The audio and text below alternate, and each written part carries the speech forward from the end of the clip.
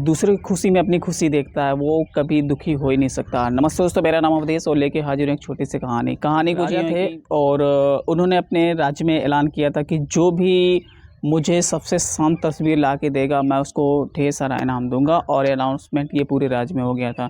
ढेर सारे चित्रकार जो है इकट्ठा हुए थे, उन्होंने पेंटिंग बनाना स्टार्ट किया था और ढेर सारी पेंटिंग राजा के पास आई। उनमें से सिर्फ 2 सेलेक्ट हुई और उसको जो दो पेंटिंग सेलेक्ट हुई थी राजमहल में रखा गया था ताकि बाकी लोग भी आएँ और देखें कि आखिर में क्या ख़ासियत है कि ये 2 पेंटिंग जो है सेलेक्ट हुई हैं। ढेर सारे लोग आते हैं।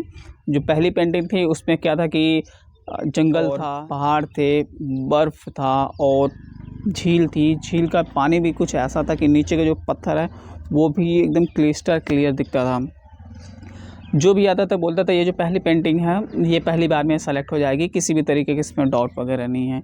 और एक उसके जस्ट अपोजिट एक दूसरी तस्वीर बनी हुई थी। उस दूसरी तस्वीर में क्या था कि युद्ध के जैसा मैदान है, यानी कि सब कुछ तहस-नहस है, यानी विनाश का पूरा जो पिक्चर है वो उसमें दर्शाया गया था। यानी कि ढेर सारे चीज़ें टूटी-फूटी हैं, एक पौधा भी है वो भी ऐसे लटक गया है, पौधे का जो पत्ता है वो भी सूखा हुआ है।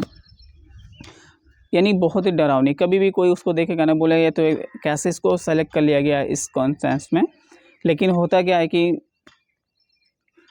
जो डिसाइडर थे, यानी फाइनल जो डिसाइडर थे वो महाराज थे। उन्होंने कहा कि ये जो दूसरी पेंटिंग है वो सबसे अच्छी है, सबसे शांत है, मैं उसको सेलेक्ट करता हूँ। और फिर किसी की हिम्मत भी नहीं होती कि राजा के अगेंस्ट जाएं।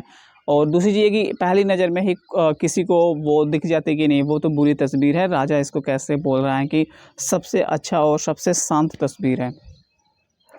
एक्चुअली होता क्या है ना कि जो वो दृश्य जिस अंकित करी गई थी फ्रेम में, उसमें जो पेड़ था, पेड़ का पत्तियाँ सूखी हुई थी, डाली भी ऐसा लटक गई थी, उसमें एक छोटा-सा क्वार्टर बना हुआ था, ठीक है?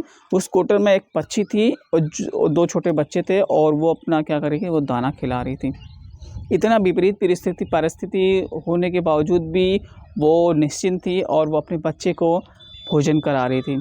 इससे अच्छी तस्वीर क्या हो सकती है? सेम ऐसे ही लाइफ़ है, लाइफ़ में ढेर सारी मुसीबतें आती हैं, लेकिन उन मुसीबतों को बीच में रह कर के आप यदि अपने को अच्छा फ़ील करते हो या किसी और को अच्छा फ़ील कराने का मैसेज देते हो या फिर आप खुश रहते हो, तो आपको वो जो शांत है, आप चाहे दुनिया के किसी भी कोने में चले जाएँ, अच्छे डेस्टिनेशन पे चले जाएँ, जब तक आप अंदर से खुश नहीं रहते हो, यानी आपका जो खुद का जो ऑरा है, जो एनवायरनमेंट है वो खुश नहीं रहता, तो आपको वो पेड़ पौधे या बर्फ़, झील या दुनिया भर के डेस्टिनेशन है वो आपको खुशियाँ नहीं दे देता। तो जो अंदर की खुशी है उसको आप बाहर लाइए और एन्जॉय करिए।